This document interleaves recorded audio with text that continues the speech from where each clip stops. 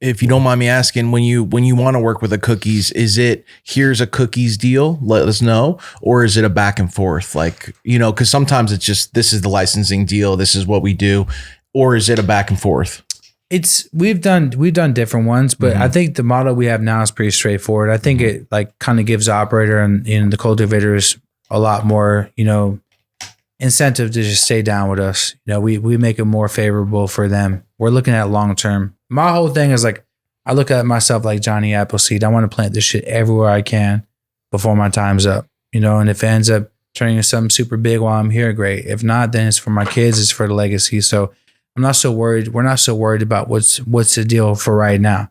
If we come do a deal with you on the cultivation side, if we like what you're doing, if we like what you're doing as an operator, as a store operator, or the group has a lot of power as an operator and align with our vision, we're cool with that right now. We want to incentivize them to rock with us and make it make sense. Yeah, absolutely. That's dope, man. I mean, the wave is big, bro. The wave is big. And like, was that last perspective, was that a new perspective you just gained from like, to speak on like some of the cancer stuff, or has that been, you're very strategic. Has that been just throughout your life, you had that perspective about it? No, I think just like doing business for such a long time, being in the cannabis business for 20 years, you kind of understand like how things work, right? Like you understand, okay, if we did a deal like this, it probably won't last that long. If you go ahead and do a deal like this, there's a lot of opportunity for that to last long, So I think it's a combination of just being in business for a long time, doing a lot of deals and doing deals that didn't work.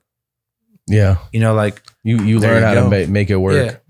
When I was bartending, man, like one of my bartender homies said the best thing. We don't hire people out of bartending school. Like meaning like if you don't get your hands like right. You I was a be in the field. barista. I used to work at fucking Telly's coffee shop when I was 16, 17. So I moved quick. I knew how to boom.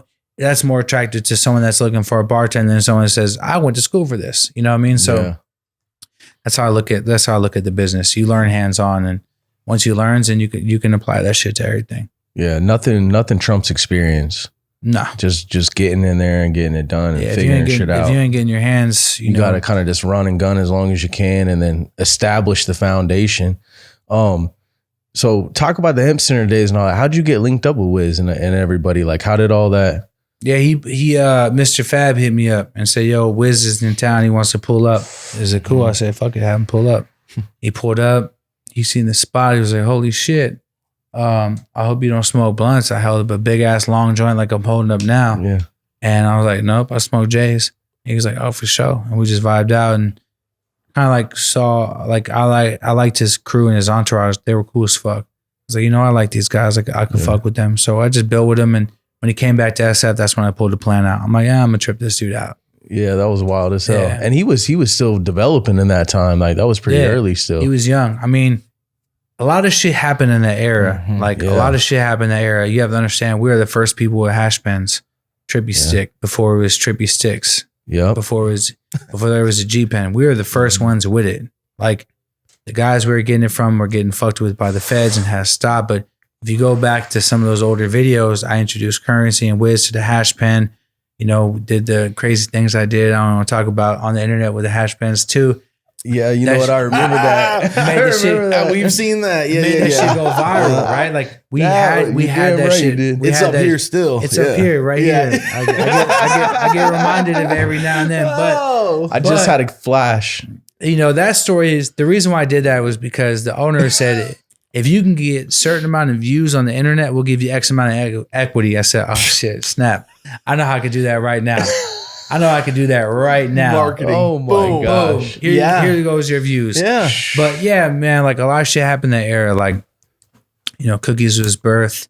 The whole technology of vaporizing hash oils was birthed. Like, a bunch of the exotic genetics, whole like people wanting flavors kind of birthed. Like it was sick. Weed rap was on a huge wave then. I feel like that's what like catapulted everything. It was like you put it in the culture of the music culture, and it's like it grows legs, you know what I mean? Of like the way people in California are smoking, the way, the rest of the world can see it. Because at this time, it wasn't, I think it was like Cali, Colorado, maybe a few spots, like not nothing was really popping everywhere else at all. The internet, like I always say, cookies was birthed from music, fire ass, weed, and the internet. If it like, remember the smoke-a-thon back in the days? Mm-hmm. Yeah. Like everyone got on the internet on Worldstar. I was like, yo, I could outsmoke you.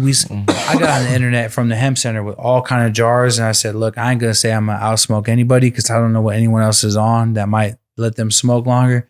I'm going to say I'm going to bring the best shit to the table. And I started showing off all the flavors and being on Worldstar, hip hop, and YouTube. And right when Instagram hit with Twitter, showing off the weed, the whole world they weren't hip to that shit yet. Yeah, straight They're up. like, damn, these fools got it cracking over there. Damn, you could just, okay. So it was like a big ass movement at the same time. Like that gumbo of like music, entertainment, cannabis, and the internet was like, I don't think anyone could ever recreate that shit again. Hey, if you like that video and you want to see more, make sure you hit the like button below and subscribe to the channel. First Smoke of the Day clips.